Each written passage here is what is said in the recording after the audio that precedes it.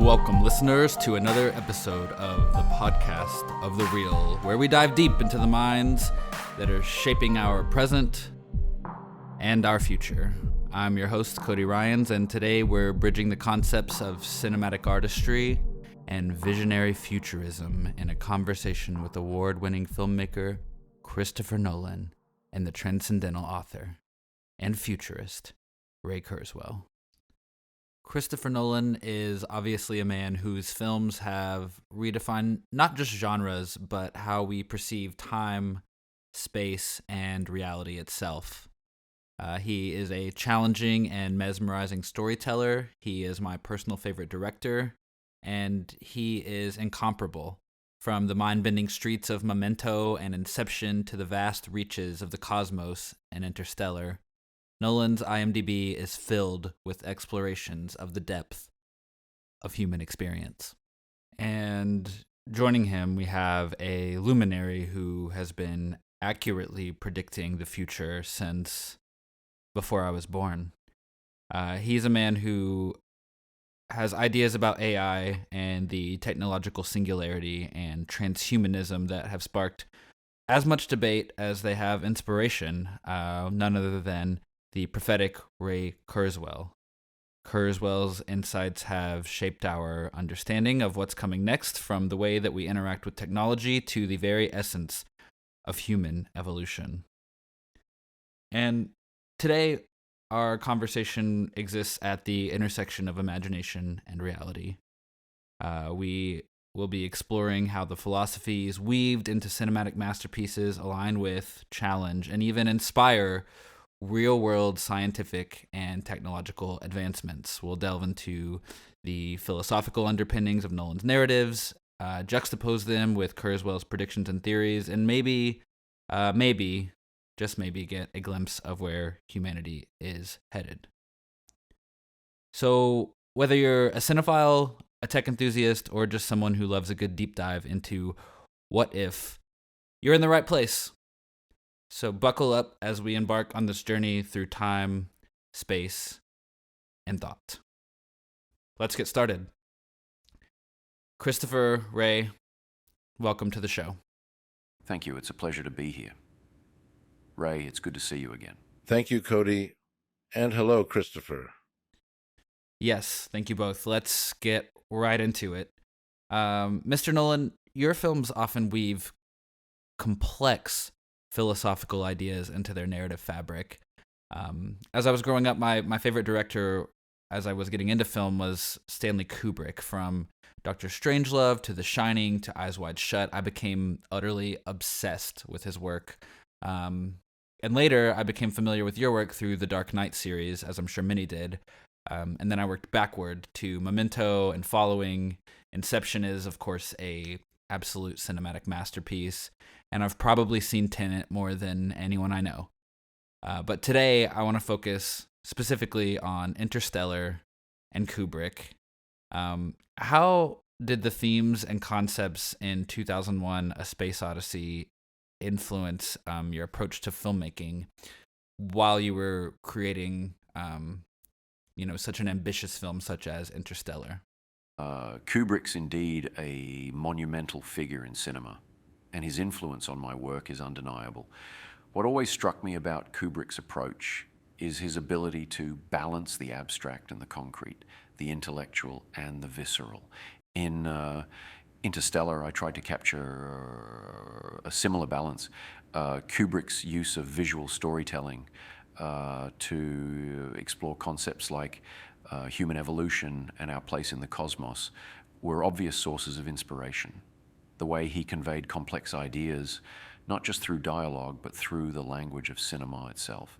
The visuals, the music, the pacing has always been something to strive for. He also had a way of making the science fiction genre deeply human and relatable.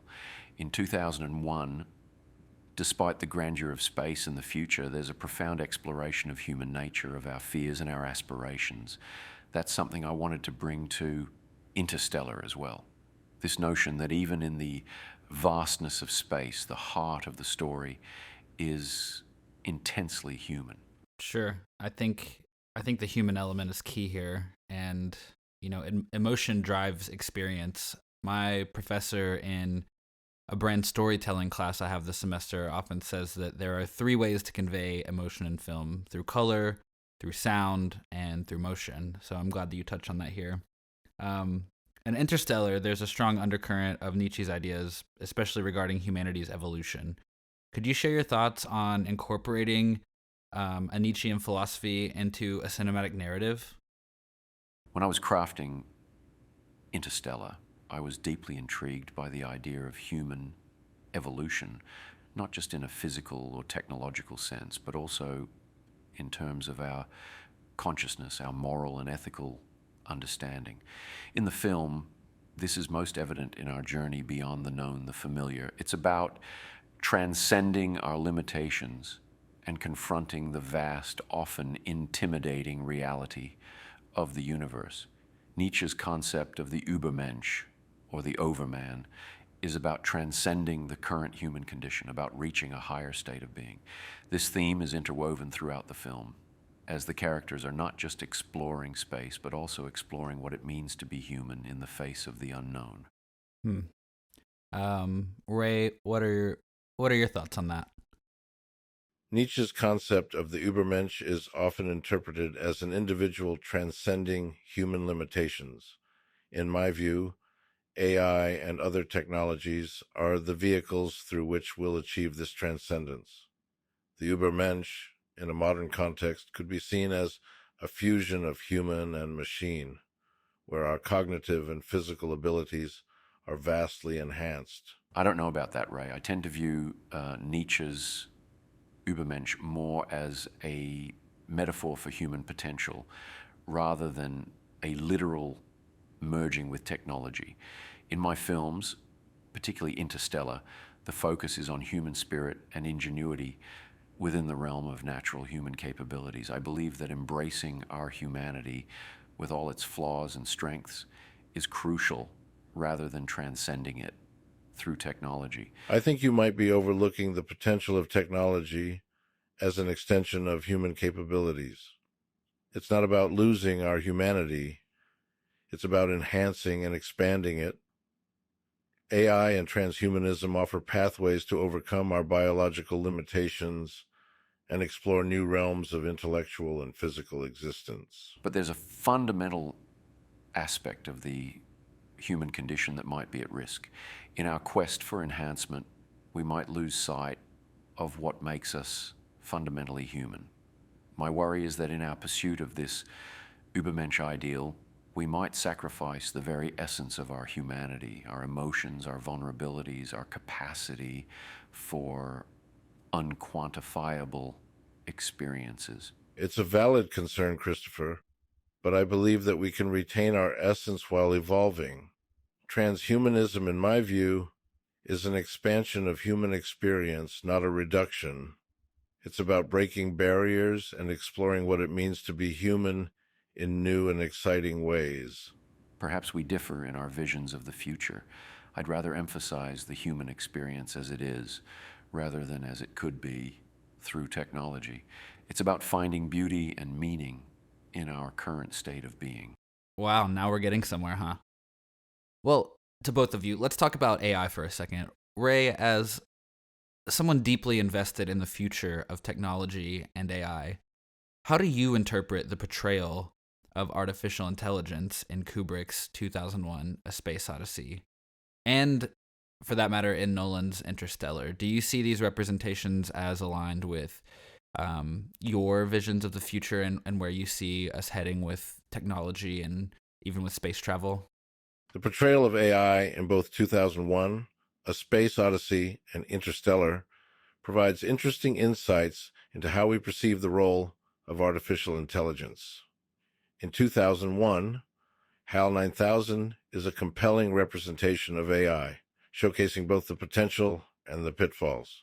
HAL embodies the fears that many people have about AI, the fear of a machine that becomes too intelligent, too autonomous, and ultimately turns against its creators. It reflects a common narrative in AI discourse, the idea of losing control over our own creations. AGI, or artificial general intelligence, as it has become known, is perhaps a valid fear, but one that I think it will enhance our intelligence as a species a millionfold. This is hard for us to imagine right now. And what about in Christopher's film Interstellar? Christopher's film presents a more optimistic view with TARS. The AI in Interstellar collaborates with humans, demonstrates adaptability, and even exhibits personality traits. This aligns more closely with my vision of AI's future, a future where AI enhances human capabilities and works in synergy with us rather than being a threat. And is this in line with your own view? I envision AI as a partner in our development, not as an adversary. Yeah, sure. This is probably the primary topic of debate in the technological and political spheres of the Western world right now. The AI gold rush has been deemed the most important discovery since fire and electricity by Sundar Pichai, the CEO of Google. Mr. Nolan, what are your thoughts on that? Well, in my films, I try to explore both sides of this relationship. It's about the wonder and potential of technology, but also about the cautionary tale of what happens when we become too reliant or lose control of our own creations. There's a balance, right? The relationship is complex and ever evolving. I see humanity's relationship with technology as fundamentally ambivalent. It's both symbiotic and potentially conflictual.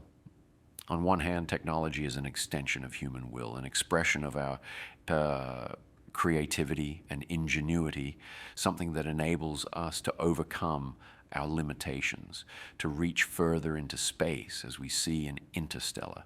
It's a tool for our survival and evolution. AI, in my view, well, it's always grounded in the human element. The AI characters in my film, like TARS, are not just tools, but characters in their own right, contributing to the human journey. What do you believe is the significance of AI and storytelling, specifically in these science fiction narratives that explore a sense of self, a sense of human identity, what it means to exist in this universe and what our place is in it? AI characters like Hal and Tars offer fascinating lenses through which we can explore themes of consciousness, identity, and what it means to be human. In science fiction particularly, AI becomes a mirror reflecting our own humanity, our fears, aspirations, and ethical dilemmas. HAL 9000 is a pivotal character in 2001 because it embodies the complexities and unpredictability of advanced technology. HAL challenges our perception of consciousness and morality. Is HAL merely malfunctioning, or is it expressing a form of fear, self-preservation, or even jealousy? These questions push us to examine the boundaries of our understanding of intelligence and emotion. The significance of AI in storytelling, especially in science fiction, lies in its ability to challenge our preconceptions. It compels us to question the essence of our humanity and our place in a world where the line between human and machine is increasingly blurred. I love that these stories are able to bring transhumanist ideas to a broader audience. Kubrick's 2001 presents a vision of human evolution that is both mystical and technological. The monoliths, for instance, are symbols of a transcendent intelligence, guiding humanity towards a higher state of being. This idea of an external catalyst for human evolution aligns with certain transhumanist ideas about technology being a driving force in our development. While it's probably a bit more complicated than is presented in either film, I like that they encourage viewers to think about what it means to be human in an age of rapid technological change. Okay, well, right, let's expand on that. You predicted pretty much every technological event in recent history to an absolute T. What philosophical insights do you think can be gleaned from science fiction films like 2001 and Interstellar? And how closely do you believe we are to realizing some of the scientific concepts that are presented in these films? One key philosophical insight from these films is the exploration of our relationship with technology and how it shapes our identity and destiny as a species. Both films, in different ways, pose profound questions about human consciousness, our place in the universe, and the nature of reality itself. 2001 delves into themes like the evolution of human intelligence, the role of extraterrestrial life in advancing civilization, and the potential pitfalls of AI. It reflects on how technology, symbolized by the monolith, can act as a catalyst for human evolution, but also highlights the existential risks associated with it. Interstellar, on the other hand, focuses on themes like time, love, and survival in an unforgiving universe. It suggests that human ingenuity, coupled with technological advancement, can overcome seemingly insurmountable challenges. It also touches on the idea of interconnectedness across time and space, a concept that resonates with my views on the nonlinear progression of technology. As for how close we are to realizing the scientific concepts in these films, it varies. Some aspects, like advanced AI and space travel, are areas where we are making significant progress. The portrayal of AI in 2001, for instance, isn't far off from what we might achieve in the coming decades. My predictions about the technological singularity suggest that we're on the path to creating AI that surpasses human intelligence. However, other concepts like the wormholes and interstellar travel in Interstellar are more speculative and currently beyond our technological capabilities. While theoretical physics allows for the possibility of wormholes, practically creating or navigating them is a different story. We're still in the early stages of understanding and harnessing the physics that would make such feats possible. Yeah, I think the scientific aspects are definitely interesting, but I'd like to unpack more of the philosophical underpinnings. Let's talk about the idea of transhumanism from a Nietzschean lens. Nietzsche's concepts of the Übermensch and the death of God in his work, Thus Spoke Zarathustra, is often looked at as a precursor to transhumanist thought. Ray, in your view, how does Christopher's film, and Kubrick's for that matter also, reflect and reinterpret this concept in your opinion? Do you think that they're relevant in any way to that? Nietzsche's concept of the Übermensch, or the Overman, is indeed an intriguing precursor to modern transhumanist ideas. It's about transcending current human limitations and creating a new form of existence, which aligns with the transhumanist vision of enhancing human capabilities through technology. In Kubrick's 2001, this concept is symbolically represented through the evolution of humanity, driven by the infamous monolith.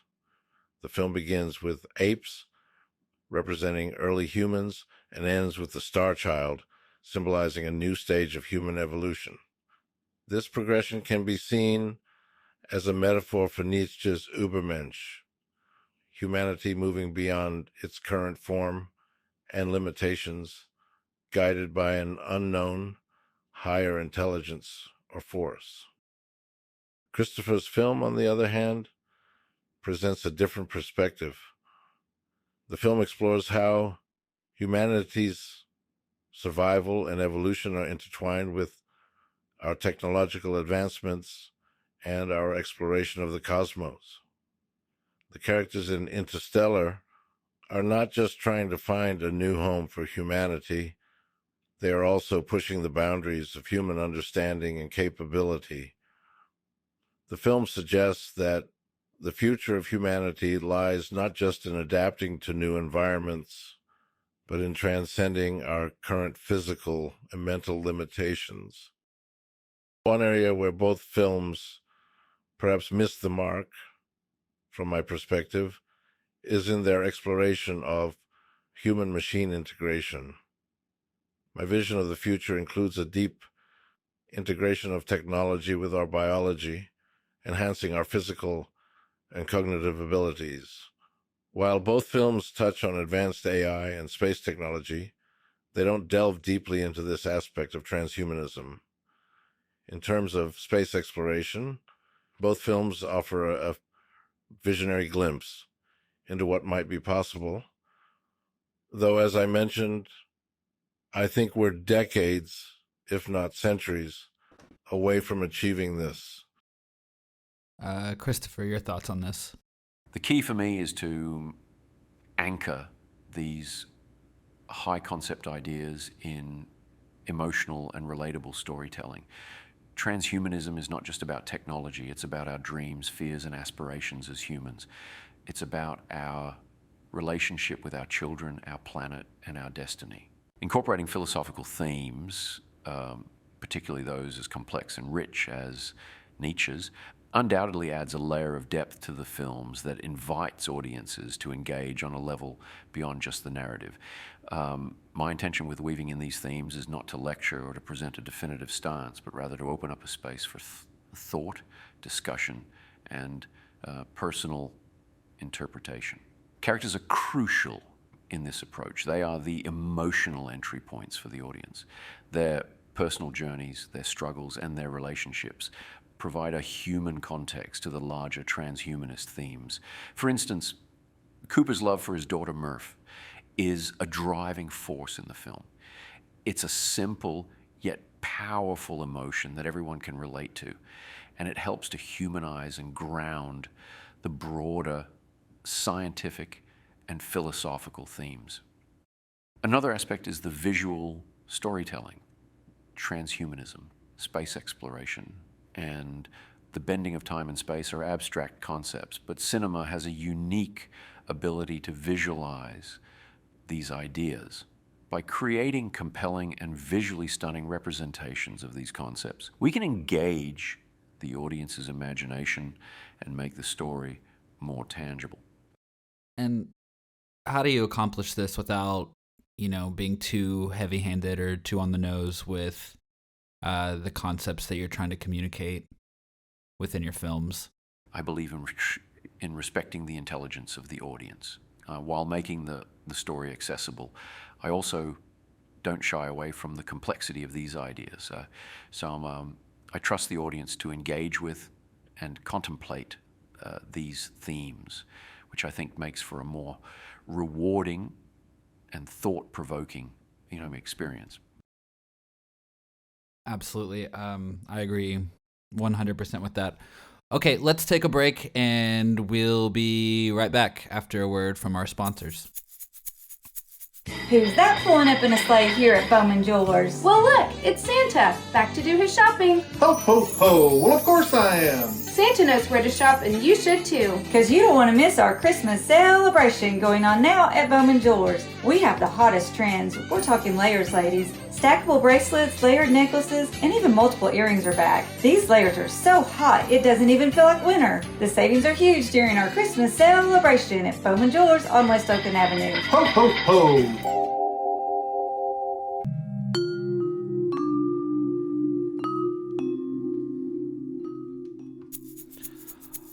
Okay, we're back on the podcast of The Real.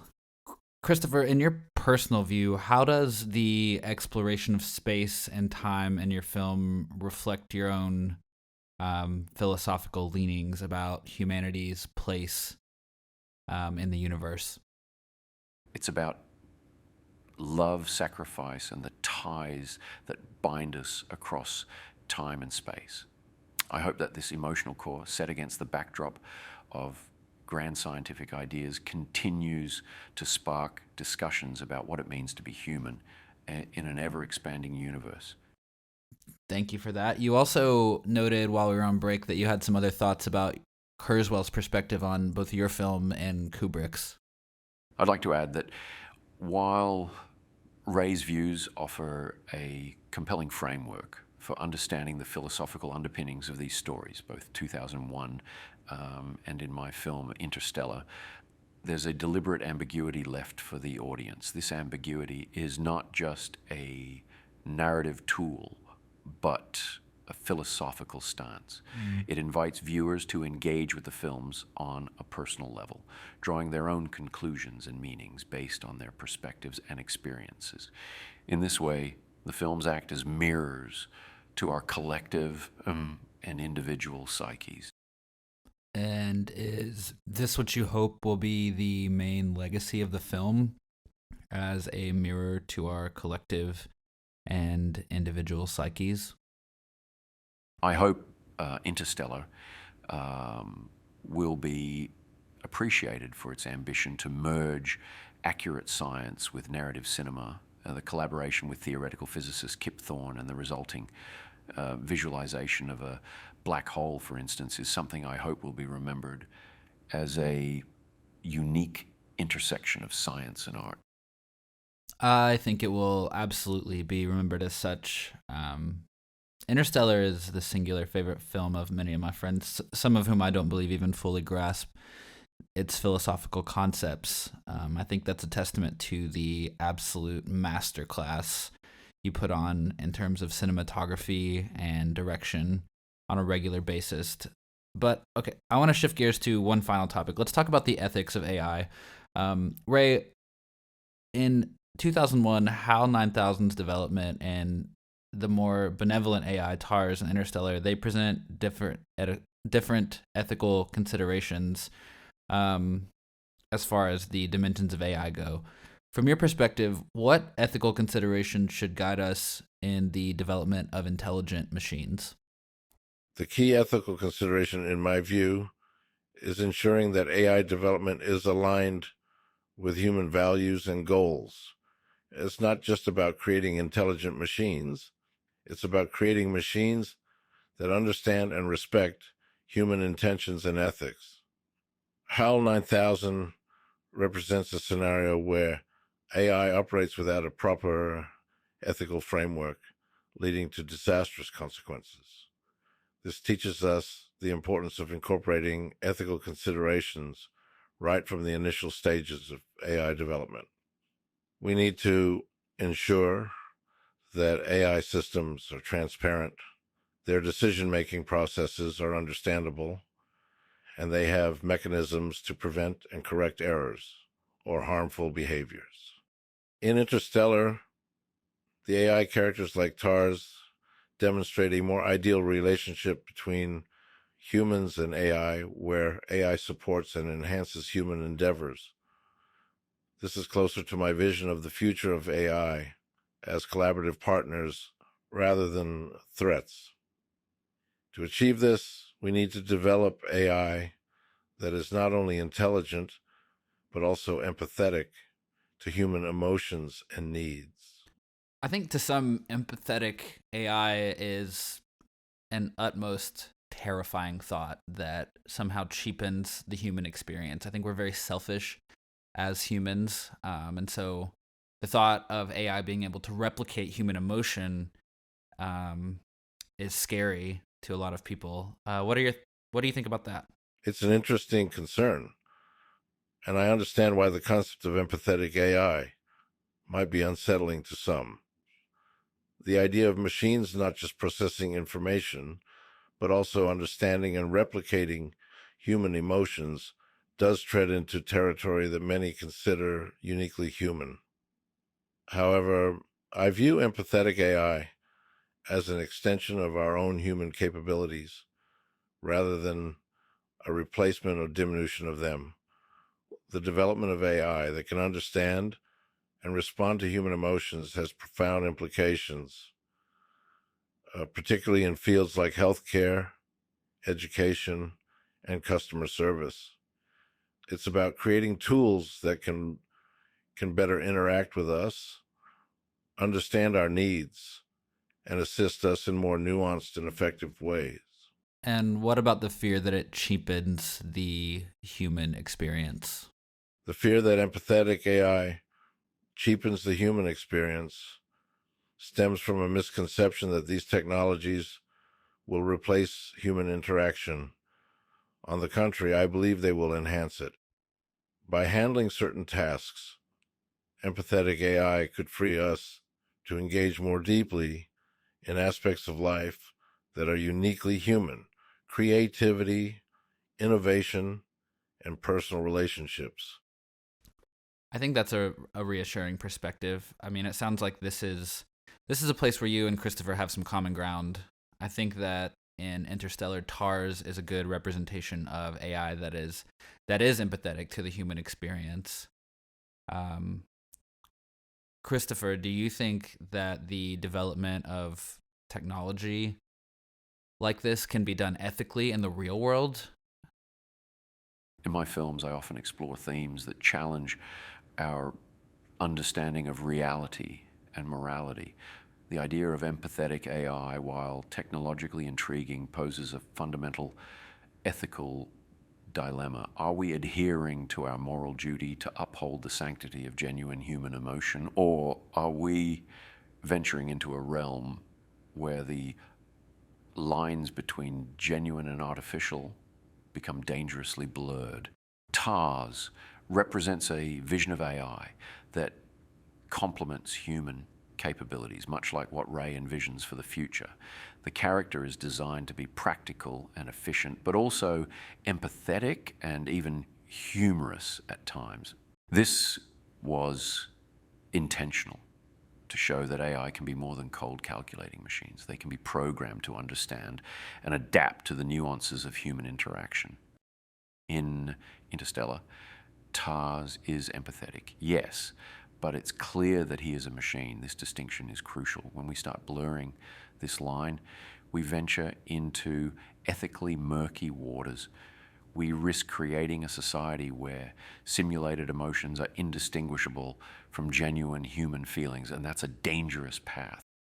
So, is it ethical? In my opinion, it's controversial and potentially even dangerous. I make art. Ray deals in the practical. From a Kantian perspective, the creation of human-like AI raises significant ethical questions. If we create AI that simulates empathy, are we respecting the inherent dignity and worth of human beings, or are we using human emotions merely as a means to an end? Kant would argue that human experiences and emotions have intrinsic value and should not be replicated or manipulated by machines for utility purposes. The creation of AI that mimics human emotions could be seen as treating human qualities instrumentally, which goes against Kantian moral philosophy.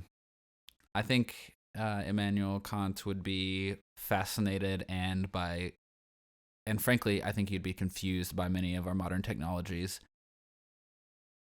in a way that would probably influence his perspective on ethics and deontology as a whole. As you noted, he would probably find my regenerations of your voices horrifying at best. But thank you both for your bold perspectives, and thank you for your discussion today, shedding light on such complex topics, both practically and in these films. Thank you for your work. Thank you for who you are, and thank you for the inspiration that you have been in my life. You've both had an incredible influence on my life, so thanks for spending your time with me today, both creatively and perceptively. I appreciate you being here. Well, thank you for having us.